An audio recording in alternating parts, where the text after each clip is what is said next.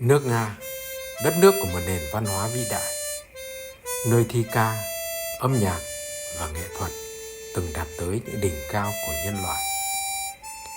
Đó cũng là xứ sở của thiên nhiên hùng vĩ và cảnh sắc trữ tình, với mùa thu và những thảm lá vàng lạo xạo dưới mỗi bước chân đi. Những ai từng đến rồi đi đều nhớ nước Nga, nhớ vẻ đẹp man mát buồn và chút cô đơn rất riêng của nơi này. Dẫu thời cuộc có biến động, nhưng với chúng tôi, những người thuộc thế hệ 6X, 7X, nước Nga vẫn luôn là ký ức đẹp, là hoài niệm về một thời tuổi trẻ. Đó cũng chính là tinh thần mà kênh NQT Collection muốn gửi gắm trong chuỗi video Hành trình mùa thu vàng nước Nga.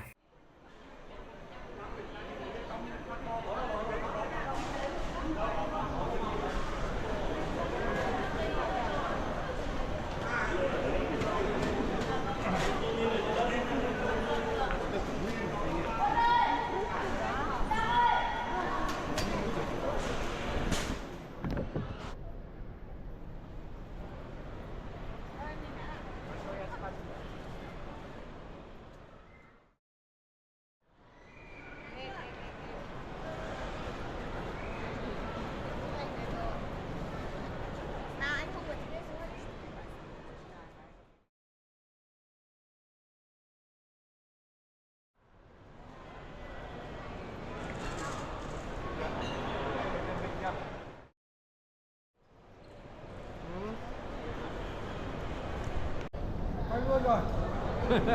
Xoay.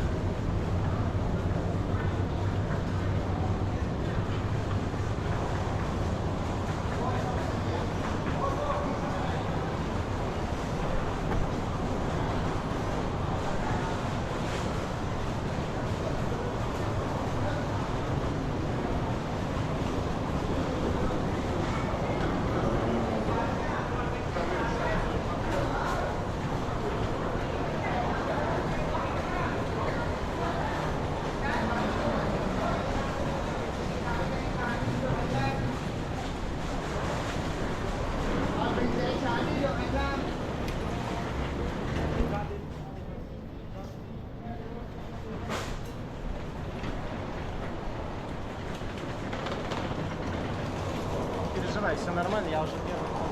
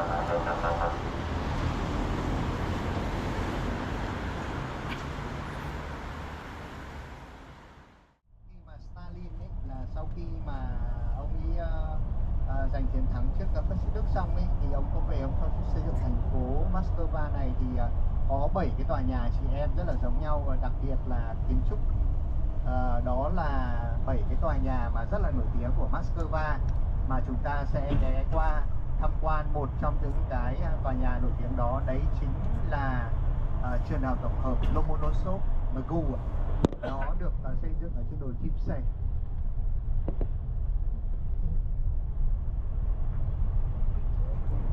Cái tòa nhà thứ hai thì ngày mai chúng ta cũng sẽ ghé qua, đó là ngày xưa nó là khách sạn ở Ukraine, nhưng bây giờ thì nó thuộc sở hữu của tập đoàn Radisson Blu, nó đang quản lý cái tòa nhà đó.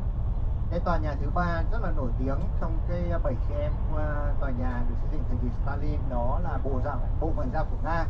Thì chúng ta cũng, nếu mà chúng ta đi phố Arabak cổ thì chúng ta cũng sẽ ghé qua cái tòa nhà thứ ba đó của thời kỳ xây dựng Stalin. Thì ba cái tòa nhà đó là ba tòa nhà tiêu biểu nhất trong 7 cái tòa nhà mà được xây dựng dưới thời kỳ của Stalin. Ông này thì cũng có một cái giai thoại rất là hay là thế này. Rất là nhiều các cái kiến trúc sư rất là đau đầu về cái việc là xây dựng cái hệ thống tàu điện ngầm ở Moscow, thì có dâng lên cho Stalin rất nhiều các cái bản vẽ khác nhau trong cái việc xây dựng tàu điện ngầm. Tuy nhiên thì Stalin chỉ cần xem các bản vẽ đó và đặc biệt chú ý vào một cái bản vẽ. Thưa các chú anh chị, bên tay phải đây chính là sân vận động Dynamo Moscow. Ở bên tay phải các cô chú anh chị ạ, vâng, sân vận động Dynamo Moscow cũng đã được sửa sang xây dựng để phục vụ cho World Cup 2018. Đấy, vâng. Cũng có 2 trận đấu diễn ra tại cái sân vận động Dynamo Moscow này. Thế và khách sạn của chúng ta nằm ở bên trái. Thưa các cô chú anh chị, chúng ta sẽ phải vòng sang để mà vào trong cái khách sạn của chúng ta, nằm ở bên tay trái của đoàn mình đây ạ. Khách sạn này thì nằm tiếp giáp giữa vành đai số 2 và sang vành đai số 3.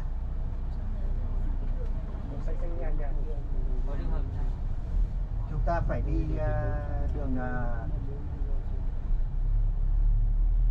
qua cái đường ở trên này thôi, không cần phải đường hầm đâu ạ. Nó nằm ở góc bên kia.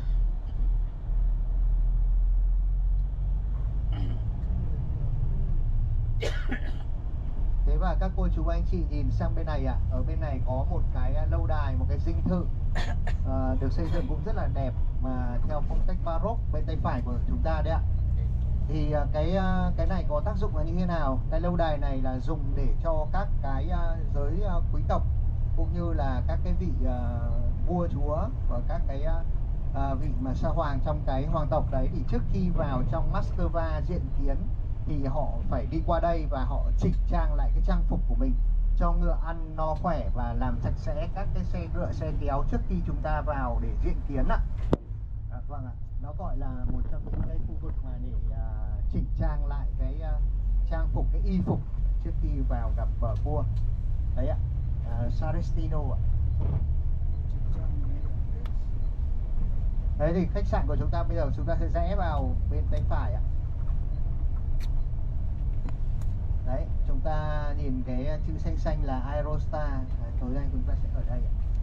Thế và từ khách sạn chúng ta đi thẳng sang đây là chính là cái cung điện Sarestino này, trước mặt khách sạn chúng ta luôn, và sân vận động Dynamo Moscow bên tay phải kia. Vâng, vào đây ạ, mình vào khách sạn đây ạ.